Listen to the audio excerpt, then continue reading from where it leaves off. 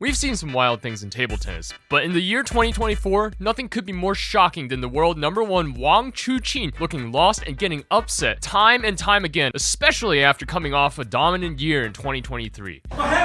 Bro's got some soul searching to do if he wants to come back. But I mean, after seeing China at the top of the world for so many years, who doesn't want to see a European underdog step up and take the crown for once? Yes, I'm still crying over Timo's retirement. Things don't last forever, I guess.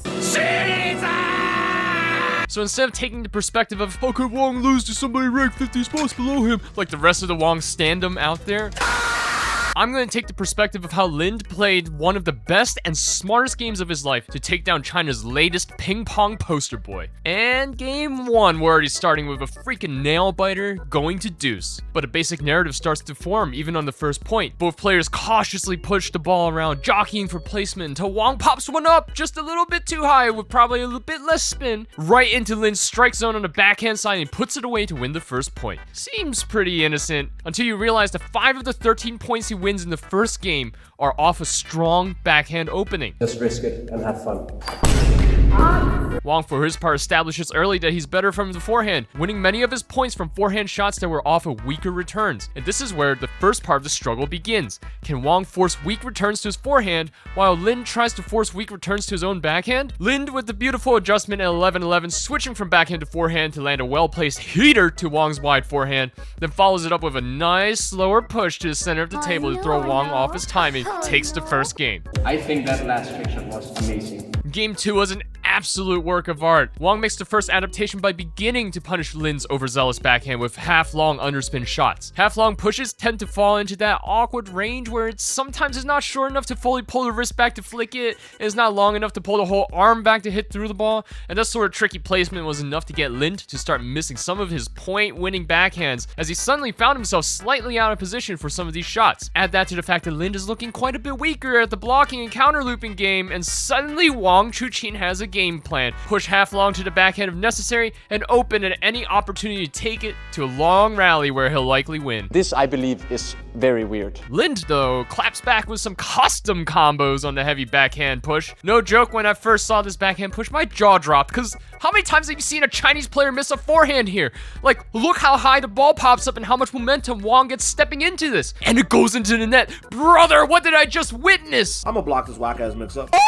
And it's not just a fluke. Dude, you see how Wang reacts the next time Lind does this? Sure, it's half long this time, so he can't swing as far forward, but he pulls up and lifts super hard to drag the ball over the net, which results in a spinny but slow shot to the mid-table. Lind capitalizes and goes beast mode, baby, with his forehand exploding through the ball and demolishing Wang with his attack. Sometimes you don't have to be the one to attack first if you can get your opponent to open predictably, because then you get an opportunity to react before they can blink. But the adaptation is quick, and by the next point, Wang switches instead to pushing Lind's heavy backhand, which then puts us back into the blender on whether or not Lind will get the attack from the backhand first, or if Wang will beat him to it on the forehand. In the end, Wang baits Lind into taking a weaker forehand loop from mid-table, which he in turn pounces on, pressing on the attack with several vicious forehands, winning game 2. This is where it gets difficult. Game 3, the dialogue continues presumably after Lind takes a few sips of his coke. Red Bull.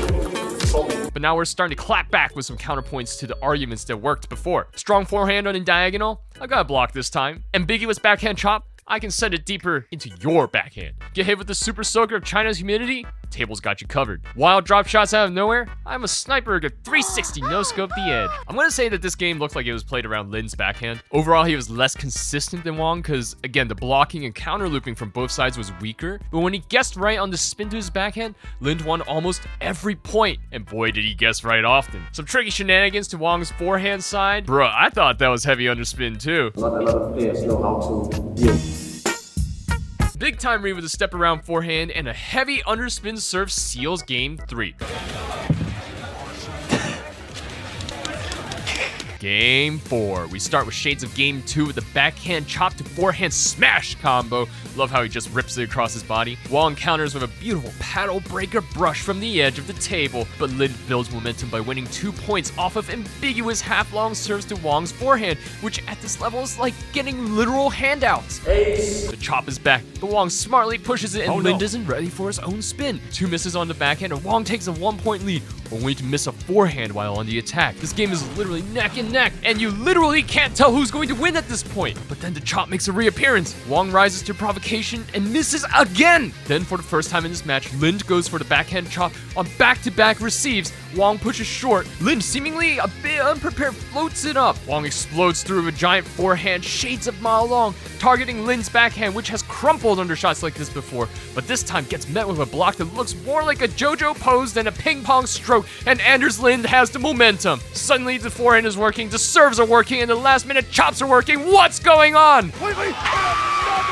Wang reestablishes some control by winning a drawn-out rally and with a well-placed push of his own. But Wang misses a paddle breaker. Wang spaghetti in its match point. Wang with the clean opening on the backhand, and I'm starting to get nervous because tell me you haven't seen this movie before. You really just have to go for it and pray to God that you get it on the table. Wang Chuqin takes a gamble on the dead long serve to the mid-table. Lin steps to the left in anticipation of the serve to take it backhand, reads the spin right, and yeets it back over the net deep. Wang may be expecting another one of the chops, isn't quite ready for the spin and speed of the shot, can't press down the ball enough, and goes off the back edge of the table. And Anders Lind makes a statement by winning the biggest match of his life against the best player in the world. Revenge from the quarterfinals. Dasha at home. Can I just fanboy over this backhand chop for a moment? Like, see how it just floats up there and looks so tempting to just swing through, but it's got enough under and sometimes even side spin to throw out these loops. So deceptive. And I know Anders is a bit active here on YouTube, so in the off chance that you see this video, great run, dude. I don't know how you pulled it out against Gao Chengdui in your running shoes, because that would have seriously ruined my day if that was me. But anyways, great job. You've got yourself another random internet fan. Looking forward to seeing you play in the future.